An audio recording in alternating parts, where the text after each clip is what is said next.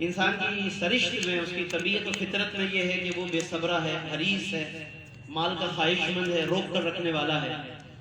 پھر انسان ہی جو مختلف ہم مجبوریاں معذوریاں بتاتے رہتے ہیں، کوئی نہ کوئی من گھڑت وجہ بنا لیتے ہیں۔ ہر ایک کے پاس ہر بات کی کوئی نہ کوئی وجہ ہوتی ہے۔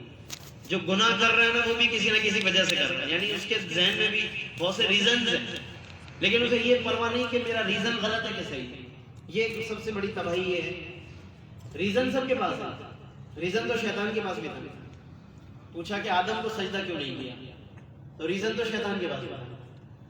وجہ اور ریزن دینا کوئی کمال نہیں ہے۔ آج ہر بندے کے پاس ریزنز ہیں، وجوہات کا انبار لگا دیتا ہے۔ کسی بھی گناہ کرنے والے سے پوچھو بھائی گناہ کیوں کر رہے ہو، وہ آپ کے سامنے فہرست بیان کر دے گا، لسٹ بیان کر دے گا کہ یہ وجہ ہے، یہ وجہ ہے، یہ معاملہ ہے، میرے ساتھ یہ معاملہ ہے۔ چور جو ہے اپنی چوری کی وجہ بتاتا ہے کہ میں مجبور ہوں، پیچھے گھر میں مسائل ہیں، مشکلات ہیں، تو میں چوری کر رہا ہوں۔ لیکن ظاہر ہے کہ معاشرہ اس وجہ کو قبول نہیں کرتا نا۔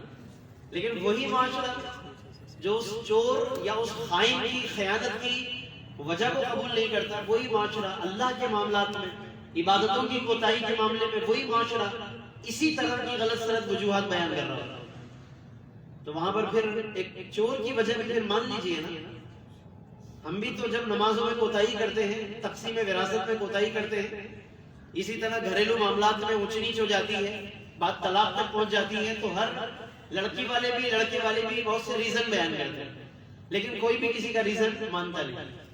آپ نے اچھی طرح دیکھا ہے نا، ہم سب اچھی طرح سمجھتے ہیں، لڑکی والے جو ہے لڑکے والوں کو غلط کہتے ہیں، لڑکے والے لڑکی والوں کو غلط کہتے ہیں۔ ریزن کوئی بھی کسی کا نہیں مانتا، کیوں کہتے ہیں جی یہ ریزن ان کا ٹھیک نہیں ہے، وہی ہم بیان کریں تو سب ٹھیک ہے۔ تو قرآن کی آیت کی روشنی میں اس بات کو سمجھے، اللہ فرماتا ہے بل الانسان علی نفسہ بصیرہ، فرمایا کہ بلکہ انسان اپنے آپ پر خوب اچھی طرح نگاہ رکھتا ہے، اسے معلوم ہے میں کتنا غلط بات کر رہا ہوں اور میں کہاں صحیح ہوں، کہاں اگلا صحیح ہے۔ ہمیں یہ بھی پتا ہوتا ہے کہاں اگلا صحیح ہے، لیکن ظاہر ہے کہ اگلے کو اگر میں نے صحیح مان لیا تو پھر تو سارا مسئلہ ہی ختم ہو جائے گا، بہت سے نقصان ہو جائے گا میرا۔ اسی لیے بہت سی لڑائیاں اس لیے صرف قائم رہتی ہیں کہ پھر اگر میں نے اس کو صحیح مان لیا تو پھر ساری باتیں ختم ہو جائیں گی۔ پھر لوگ کیا کہیں گے کہ اتنی ساری پاور، اتنی طاقت کے باوجود آپ نے اگلے کو صحیح مان لیا۔ تو اللہ فرماتا ہے کہ بل الانسان علی نفسہ بصیرہ ولو القی معاذیرہ، فرمایا کہ اگرچہ وہ کتنے ہی بہانے تلاش لے، معاذیر ریزنز، یہ قرآن نے اس کو ذکر کیا، معذرت کی جمع ہے یہ معاذیر، عربی میں معاذیر کہتے ہیں عذر بیان کرنا، ریزن دینا کسی کو۔ تو آج کی دنیا میں ہر بندے کے پاس کوئی نہ کوئی ریزن ہے، گناہ کرنے والے کے پاس ریزن ہے، کوتاہی کرنے والے کے پاس ریزن ہے۔ تو یاد رکھیے کہ اللہ نے فرما دیا کہ ہر انسان اپنے اوپر خوب نگاہ رکھتا ہے، اسے معلوم ہے۔ اچھا اس سے پچھلی آیت میں اللہ نے فرما دیا الی ربک یومئذ المستقر، فرمایا کہ تمہیں تمہارے رب ہی کی طرف جا کر لوٹنا ہے۔ ينبأ الانسان يومئذ بما قدم واخر، اور اس دن آدمی کو بتایا جائے گا کہ کیا کچھ تم نے آگے کیا اور پیچھے کیا، اگلا پچھلا سب اس کے سامنے کھل کر آ جائے گا۔ یہاں بہت سی چیزوں پہ انسان پردہ ڈال دیتا ہے، سیکیورٹی لگا دیتا ہے، پاسورڈ لگا دیتا ہے، یا لوگوں کی نگاہوں سے اچھل کر کے اس معاملے میں خرد برد کر دیتا ہے، خیانت کر دیتا ہے، یا جو اکا دکا کوئی گواہ تھا اس معاملے کا اس کو مروا دیتا ہے۔ دنیا میں تو یہ بھی بہت کچھ ہوتا ہے، بڑے بڑے گیم ہوتے ہیں کہ جو آپ کے چند گواہان ہیں جو اس معاملے کو کبھی بھی کھول سکتے ہیں، بول سکتے ہیں، ان کو مروا دیا جاتا ہے۔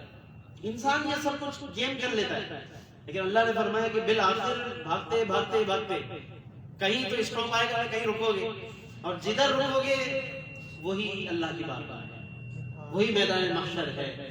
بھاگتے بھاگتے بھاگتے کہاں تک بھاگیں گے، کہاں جائیں گے؟ لوٹ پھر کر اللہ ہی کی بارگاہ میں جانا ہے۔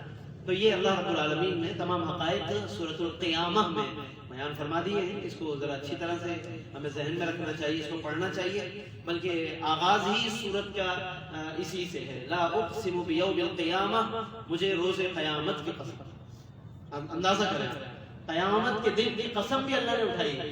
یہ بار بار اسی لیے یاد دلایا کہ آج کا مال و دولت یہ انسان کو نہ جانے کیا سے کیا بنا دیتا ہے، اور کیسے کیسے لوگ کیا کچھ کر جاتے ہیں اس کی بنیاد پر، لیکن بہرحال قیامت کے دن ان تمام چیزوں کا حساب و کتاب لیا جائے گا۔